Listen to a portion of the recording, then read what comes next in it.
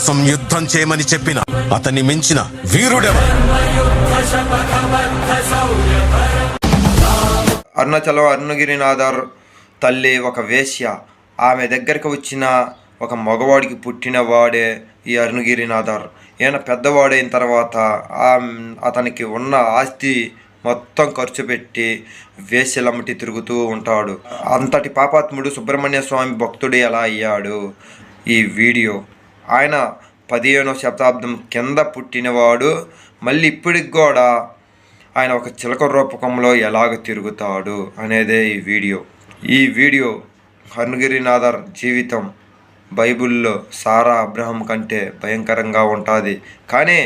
కానీ అలాంటి పాపాత్ముడు భక్తుడు మహాభక్తుడు ఎలా అవుతాడు? అబ్రహం సారాలాగా తప్పు చేస్తాడా? తప్పు చేయడా? చూద్దాం ఈ వీడియోలో సంఘటన బైబిల్లో అబ్రహం సారా కంటే భయంకరంగా ఉంటుంది. అంత భయంకరంగా ఉంటుంది. కానీ అలాగా ఆయన నడుచుకోడు. అదేమిటో ఈ వీడియో చూస్తే మీకు అర్థమైంది. అరుణాచలం గురించి చెప్తూ మీకు అరుణగిరినాథర్ గురించి చెప్పాను. సుబ్రహ్మణ్యేశ్వర స్వామి వారి యొక్క దర్శనాన్ని పొంది ఆయన సుబ్రహ్మణ్యుడి మీద స్తోత్ర రచన చేశారు అని. అరుణగిరినాథర్ జీవితం ఏమిటో తెలుసా అండి? ఆయన ఒక వేశ్యాపుత్రుడు. ఆ వేశ్య ఒక పురుషుడితో భోగించడం వల్ల అరుణగిరినాథర్ పుట్టారు. అదే వేశ్య వేరొక పురుషుడితో భోగించడం వల్ల వేరొక స్త్రీ పుట్టింది. కానీ ఆవిడ వేశ్య కనుక పురుషులు పితృత్వాన్ని అంగీకరించలేదు, భోగించి వెళ్ళిపోయారు. ఈవిడికి మాత్రం 2 పిల్లలు ఉండిపోయారు. కాబట్టి ఇద్దరు పిల్లలు ఈవిడ అమ్మ అని పిలిచేవారు, నాన్నలు వేరు. ఆ విషయం ఆ వేశ్యకి తెలుసు. ఈవిడ మరణిస్తోంది. వేశ్య మరణిస్తూ ఆడపిల్లని పిలిచి ఈ మగపిల్లవాడి చెయ్యి ఆ పిల్ల చేతిలో వేసి ఆవిడ ఒక మాట చెప్పింది. వీడు చిన్న పిల్లవాడు, వీడికి తెలియదు. నీ తండ్రి వీడి తండ్రి ఒకరు కాదు. నా శరీరము 2 పురుషుల చేత భోగింపబడింది. ఆ 2 పురుషుల యొక్క తేజ ఫలితంగా వీడు నీవు నా కడుపున పుట్టారు. కానీ ఒక తల్లి బిడ్డలు కనుక నీ తమ్ముడిగా చూసి వాడిని ఆదరించు, చిన్న పిల్లవాడు, వాణ్ణి రక్షించు అని వాడి చెయ్యి ఈవిడి చేతిలో పెట్టి ఆవిడ కన్ను మూసింది. వేశ్య అయితే ఆవిడికి మాతృప్రేమ ఉండదేమిటండి? కన్ను మూస్తే అక్కగారు ఎంతో కష్టపడి వాడిని పైకి తీసుకొస్తూ ఆవిడ చాలా ఐశ్వర్యాన్ని కలిగి ఉన్నటువంటి తల్లి. ఆవిడ అంతకుముందు తల్లిగారి వలన సంక్రమించింది.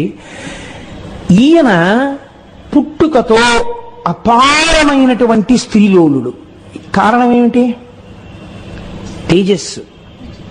ఈయన జీవుడికి ఆ వ్యసనం ఉంది. ఈయనకి స్త్రీ భోగమే జీవితంగా గడుపుతున్నాడు. ఐశ్వర్యం అంతా అయిపోయి నిర్ధనులైపోయారు ఇద్దరు. అయిపోయిన తర్వాత ఒకరోజు అక్కగారి దగ్గరికి వచ్చి, అక్క నువ్వు డబ్బు ఇస్తావా ఇవ్వవా? నేను స్త్రీ భోగము అనుభవించకుండా ఉండలేను, కాబట్టి నేను వేశ్యవాడకి వెళ్ళాలి, నాకు డబ్బు ఇయ్యి అని హఠం చేశాడు. ఇవ్వడానికి రూపాయి కూడా లేదు నాన్న, తినడానికి లేదు, నేను పస్తులు ఉంటున్నానంది అక్క. నాకు అనవసరం, డబ్బు ఇస్తావా ఇవ్వవా అంది. ఇక్కడే కూర్చోంది అక్కగారు అని వీధి తలుపు వేసి లోపలికెళ్ళి ఆవిడ తన శరీరము మీద ఉన్నటువంటి వస్త్రములన్నింటినీ తీసేసి గదిలోకి వచ్చింది. వచ్చి, ఇవాళ నీకు ఒక రహస్యం చెప్తున్నాను. నీ తండ్రి నా తండ్రి ఒక్కరు కాదు, మన ఇద్దరం ఒక్క తల్లి కడుపున పుట్టాం.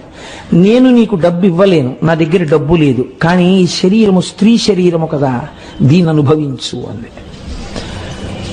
ఈ మాటలు విన్నాడు అరుణగిరినాథర్. అక్కగారిని అలా చూశాడు అంతే.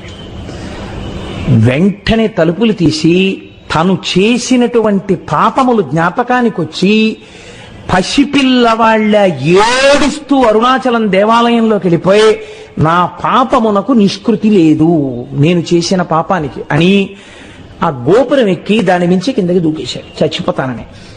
ఆ మార్పు రాగానే సుబ్రహ్మణ్యుడు పట్టుకున్నాడు. అంతే, ఆయన మహాకావ్య నిర్మాత అయిపోయాడు. ఇప్పటికీ కిలిగోపురంలో చిలకై పాడుతున్నాడు. ఇప్పుడు మీరు చెప్పండి, ఎంతలో వచ్చింది మార్పు? ఎన్ని జన్మల వాసనాబలమో ఒక్క సంఘటన మార్చింది.